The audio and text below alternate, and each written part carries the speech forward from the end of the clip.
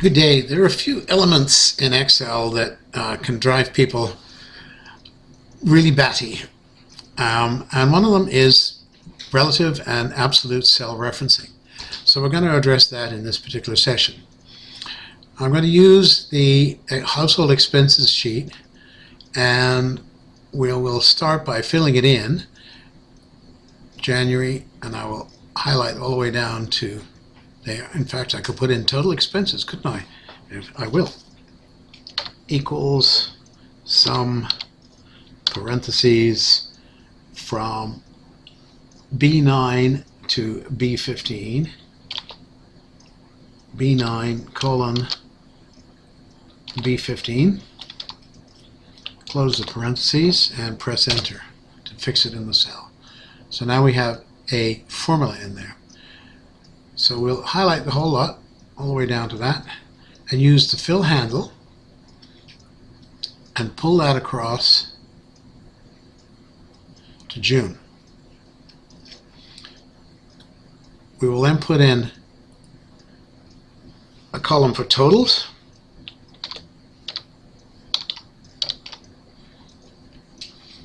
and I'm not going to add in some of the other elements of this particular exercise, which is putting in investment dividends and getting a total income. We're just going to work with this one here. So first of all, we'll get a total, and that can be equals, well, why don't we just go up to AutoSum and use that? As you can see, it works just fine. Press enter, and we have our total. Let me now pull this all the way down to the bottom of the column using the fill handle. You will notice that part of the way down we get zeros, and this is because the formula is not referencing anything in that particular place. So what did the formula do? We started off with sum B4 to G4. On the next row we get sum B5 to G5. The one after that is B6 to G6. This is called relative cell referencing, where the formula will change as we use the fill handle in order to accommodate each new row or each new column. Well, the next column here is going to be percentages.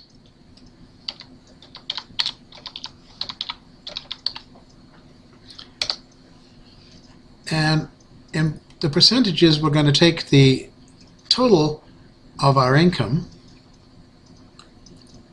and divide that into each one of these expenses to get our percentage of expense to rent.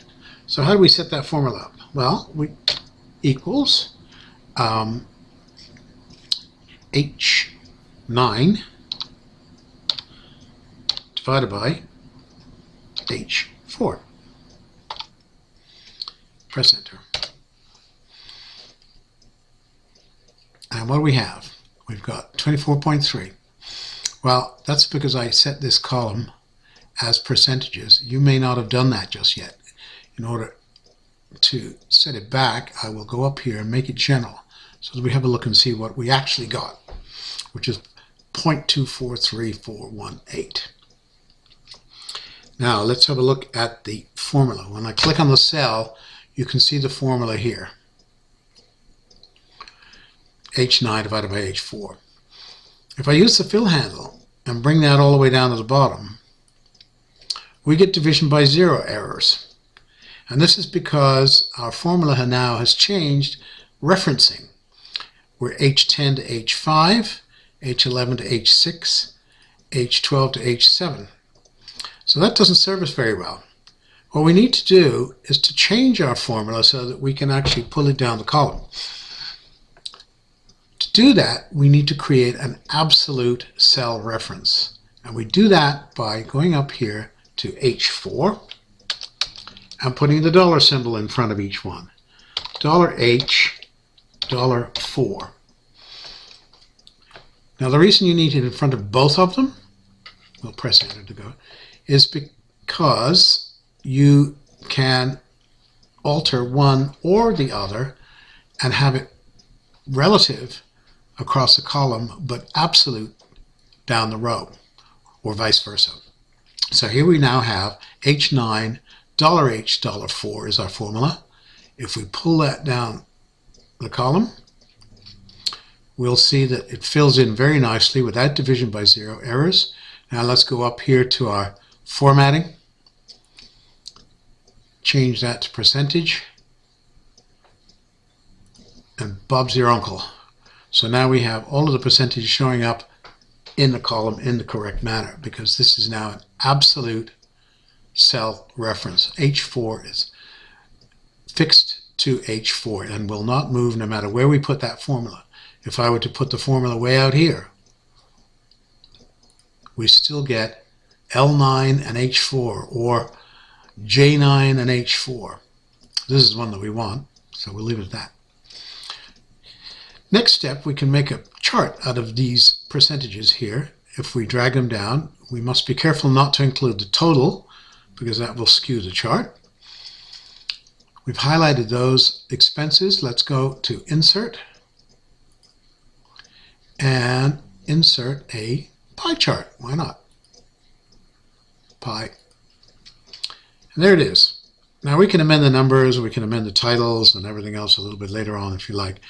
Remember that a chart will plunk itself right in the middle of your page, in the middle of your screen. So if that's not where you want it, you can do a right click and move chart. We will give it a new sheet. We'll put it into new sheet. Click OK. And now we have it in new sheet. And if I go down below here, I have, well, I did this already with chart 1. We got sheet 1 and we're back to where we were.